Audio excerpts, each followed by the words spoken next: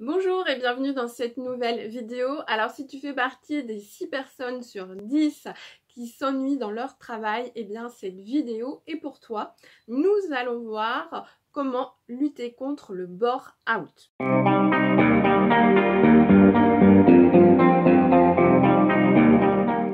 Le bore-out, c'est l'épuisement par l'ennui, car oui, on peut finir par s'épuiser à force d'ennui. Avant d'aller plus loin, on va faire un petit focus sur les différentes formes d'ennui. La plus évidente, c'est le manque d'intérêt pour le contenu du poste, des tâches, des missions qui ne nous passionnent pas, qui ça ne vit pas en nous et on a du mal à trouver la motivation pour les réaliser. Et là, la journée nous paraît sans fin. Ensuite, eh bien, il y a la répétition des tâches qui conduit à une forme de lassitude, puisque ces tâches, à la force, on les maîtrise très bien et on les réalise limite en mode pilote automatique. Donc, l'ennui naît de ça, c'est qu'on n'a plus de nouvelles sollicitations et on a l'impression qu'intellectuellement, on ne fait plus fonctionner beaucoup de nos ressources cognitives. Donc, trop de nouvelles choses, ça peut être difficile à gérer, engendrer du stress, mais avoir que des tâches répétitives, c'est pas bon non plus. Donc après, c'est à chacun de trouver son équilibre, puisque nous n'avons pas les mêmes besoins à satisfaire. Ensuite, il va y avoir le manque de sens. Et ça se voit aussi de plus en plus, plus l'entreprise est grande, plus les postes sont spécifiques et les missions sont très cloisonnées. C'est-à-dire qu'on va intervenir à un moment donné sur une partie de la mission sans forcément savoir exactement ce qui se passe avant, ce qui se passe après et finalement on n'a pas une vision d'ensemble sur quel est l'intérêt, pourquoi on fait ça, à quoi ça sert. Et là, c'est difficile de trouver du sens dans ce contexte.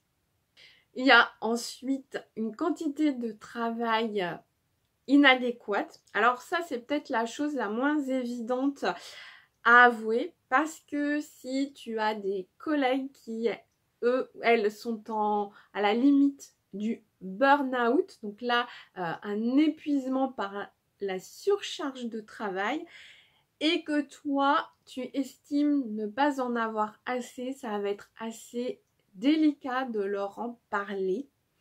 Donc là, c'est pas forcément évident. Alors tu peux en parler à ton N+1. D'ailleurs, je t'invite même à le faire. Ça évitera une mauvaise interprétation de sa part et ça évitera que tu te le prennes dans les dents au moment d'une évaluation annuelle par exemple. Justement, du fait de cette mauvaise interprétation, ça pourrait être vu comme une quelqu'un de complètement désinvesti, de démotivé, parce que tu vas peut-être prendre, du coup, comme tu as peu de choses à faire, enfin en tout cas pas suffisamment pour toi, pour ton fonctionnement, pour être sollicité, eh bien tu vas prendre plus de temps pour faire les choses. Et quand on est dans ce mode qu'on a besoin vraiment d'être alimenté pour avoir finalement toute cette énergie pour avancer, quand on est dans ce mode de fonctionnement, eh bien prendre son temps, ça ne conduit pas toujours à des bonnes choses. Je parle en connaissance de cause, je sais que plus j'ai de temps pour faire quelque chose et moins je suis efficace, parce que je vais facilement être distraite, aller faire autre chose, me diluer dans des pensées, enfin voilà, je ne vais pas être du tout efficace. Donc si tu es vraiment dans ce mode de fonctionnement, parle-en vraiment à ton N+1 pour faire en sorte que d'autres missions te soient confiées. Et puis la dernière chose, ce serait un potentiel inexploité. Donc là, si tu t'étais positionné sur un poste sous-qualifié par rapport à tes compétences, ta qualification, et bien là, ça peut être difficile à vivre. On va retrouver finalement tout un mix de ce qu'on a pu évoquer juste avant. Et là, ce qui va être aussi encore plus peut-être difficile, c'est de voir à côté, peut-être même dans un même bureau, que des collègues qui sont sur le poste qui correspond à tes compétences. Et là, en fait, c'est souvent, on se retrouve souvent dans ce cadre-là. Alors, soit qu'on va être jeune diplômé, on se dit, bon, bah voilà, faut faire ses preuves, c'est pas grave, je vais accepter un poste qui est sous-qualifié et puis je vais apprendre au fur et à mesure et je vais évoluer. Alors ça c'est vrai quand on est dans une grande entreprise où il y a des perspectives. Par contre, quand on est dans une plus petite entreprise où il y a déjà moins de postes disponibles et surtout s'il y a peu de turnover, eh bien là ça va être compliqué, on va pouvoir se retrouver bloqué et on va se retrouver dans cette même situation quand on a par exemple mis un peu de temps pour trouver un poste et que on a un petit peu rogné sur ses exigences en disant pareil je vais faire mes preuves et puis j'évoluerai. Et ça, ça ne fonctionne malheureusement pas toujours. Et voilà, ça va être assez compliqué d'avoir ses collègues sur le poste qu'on aimerait occuper. Et à ce moment-là, on peut être amené malgré soi à développer des ressentiments par rapport à ces personnes qui n'y sont pour rien. Hein. Alors, que faire si tu es dans cette situation? Alors, la première chose à laquelle on pense, c'est de quitter ce poste, cette entreprise, en se disant que l'herbe est plus verte ailleurs. Sauf que l'herbe, elle est plus verte là où on l'arrose. Donc, si tu as cette intolérance à l'ennui, changer de travail, c'est peut-être juste repousser l'échéance et tu vas retomber dans ce même schéma parce que passer le moment de cet apprentissage qui est lié à la prise de poste, on doit s'acclimater avec le mode de fonctionnement du service, de l'entreprise, de l'équipe, les nouveaux outils, enfin voilà, mais ça prend quelques mois, allez peut-être une année, 18 mois, grand max, et après le schéma se reproduit puisque on est à l'aise sur le poste, on est en mode pilote automatique, et si on n'est pas challengé à la mesure de ce dont on a besoin pour se sentir bien, eh bien on retombe dans ce même schéma.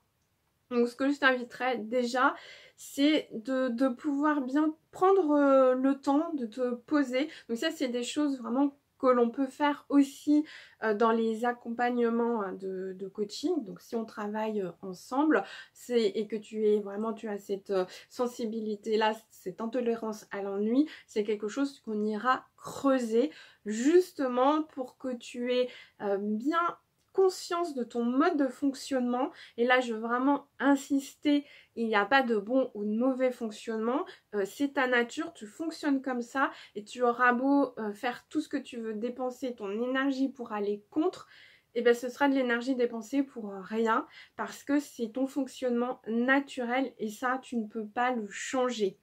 Tu peux par contre bien en prendre connaissance et puis ensuite trouver de faire en sorte en fait de te mettre dans des situations où tu vas pouvoir être nourri et aller dans le sens de ton fonctionnement. Donc ça, ce serait la première chose à faire avant de chercher à aller plus loin, d'apprendre à bien connaître ton mode de fonctionnement, faire vraiment abstraction de tout jugement, il n'y a pas de culpabilité ou quoi que ce soit à avoir, c'est comme ça, ton cerveau fonctionne ainsi, ça tu ne vas pas le changer. Par contre tu peux apprendre à faire en sorte que d'aller dans le sens de ton mode de fonctionnement plutôt que d'aller à l'encontre, et tu verras tout de suite, ça ira beaucoup mieux. Alors, concrètement, je vais te donner quelques pistes, mais là c'est vraiment des idées pour illustrer, donc c'est non exhaustif, et puis voilà, ça va dépendre de toute façon de ta situation, de l'entreprise, de l'effectif et la taille de l'entreprise dans laquelle tu travailles. J'ai, on va dire, identifié 3 grandes pistes. La première, ce serait déjà sur ton poste actuel, de voir comment tu pourrais l'enrichir par des nouvelles missions qui ne sont pas forcément liées directement à ton cœur de métier, mais en tout cas, voilà, tu vas pouvoir utiliser, mettre à profit tes compétences. Donc, je pense notamment à faire des interventions auprès des écoles. Donc, ça permet, c'est un intérêt aussi bien pour les jeunes, puisque tu vas pouvoir faire découvrir ton métier. Donc ça, toi, ça peut être porteur de sens pour toi d'avoir cette relation avec ces jeunes. Et puis, c'est un intérêt aussi pour l'entreprise, surtout quand on est dans un secteur vraiment pénurique, puisque les jeunes avec qui voilà, tu vas pouvoir échanger, développer peut-être voilà, des liens, eh bien, c'est un vivier de talent, puisque c'est jeune, après suivant leur âge, hein. Dans quelques temps, ils seront peut-être à la recherche d'un stage, d'un contrat d'alternance, et ça pourrait être une façon d'intégrer l'entreprise. Donc ça, c'est la première chose. Ensuite, eh bien, pourquoi pas faire partie de jury d'examen. Donc tu peux, alors selon ta formation initiale, hein, tu peux contacter des centres de formation tels que la CCI, mais il en existe bien d'autres. Après, à toi de voir selon ta formation initiale, ce qui est le plus approprié. Tu peux aussi recontacter ton école et généralement, ils peuvent être amenés à rechercher des personnes pour constituer les jurys là, de sélection. Et donc là, ça peut être, tu peux leur faire savoir que c'est quelque chose qui t'intéresserait. Donc ça peut être voilà, une option. Si tu aimes transmettre, si tu as quand même malgré tout vraiment comment dire, un intérêt pour ton cœur de métier et que c'est d'autres paramètres qui font que tu t'ennuies, pourquoi pas devenir tuteur de stage ou même tuteur de contrat d'alternance, où là, eh bien, tu vas encadrer un stagiaire, un alternant et transmettre ton savoir, transmettre vraiment plus que ça, vraiment ton expérience et accompagner ce jeune vraiment dans le déploiement de l'exploration de son potentiel et puis l'aider à devenir le professionnel qui sommeille en lui. Ensuite, pourquoi pas, si tu as des compétences spécifiques, je pense notamment en informatique, tu as peut-être d'autres collègues qui sont plus en difficulté, qui ont moins d'intérêt pour l'informatique et pour qui c'est plus compliqué d'apprendre un nouvel outil. Et bien pourquoi pas mettre en place un troc de compétences en interne. Tu peux le faire savoir auprès de ton responsable du service RH. Et puis ça peut être une occasion de créer voilà, des liens un peu différents avec certains collègues que tu côtoies pas forcément et voire d'autres que tu ne connais peut-être pas du tout. Donc voilà déjà quelques pistes pour trouver un peu plus, enrichir en fait tes missions quotidiennes. Ensuite, il peut y avoir ce qu'on appelle le mécénat de compétences. Alors, toutes les entreprises n'offrent pas cette opportunité-là, mais ça se développe de plus en plus. Et puis, pourquoi ne pas être moteur sur ce projet? Donc, le mécénat de compétences, eh bien, en fait, c'est l'entreprise qui va mettre à disposition d'une association des salariés volontaires, hein. Donc voilà, et donc il va mettre à disposition des salariés volontaires mais dans leur cœur de compétences. Donc ça peut être aussi une occasion d'enrichir, de découvrir de nouvelles formes de travail, de faire des missions d'intérêt général qui peuvent être porteuses de sens pour toi. Et puis, la dernière chose, ce serait l'intrapreneuriat. Donc là, pareil, ça Ça se fait pas dans toutes les entreprises, c'est plutôt dans les très grandes entreprises. Mais là encore, suivant dans le secteur où tu te trouves, si c'est un secteur qui est assez dynamique, qui aime bien les innovations, les nouvelles formes de travail, eh bien, pourquoi pas mettre en place ce genre d'initiative.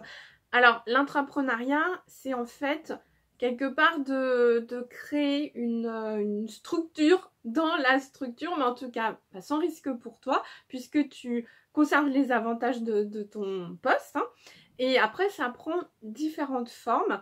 L'exemple le plus connu, c'est celui de Google, où 20% du temps de chaque salarié était alloué au développement d'un projet personnel et qui avait un intérêt pour l'entreprise. Donc voilà déjà quelques pistes. Encore une fois, c'est non exhaustif et eh bien si on est amené à travailler ensemble dans le cadre d'un coaching, que ce soit sur un coaching ponctuel ou un accompagnement plus long, et bien à ce moment-là, ça c'est des choses sur lesquelles on pourra travailler. Si tu n'es pas encore abonné à la chaîne, eh bien c'est le moment de le faire. Et puis n'oublie pas d'activer la petite cloche pour recevoir les notifications. Je te dis à très vite. Ciao.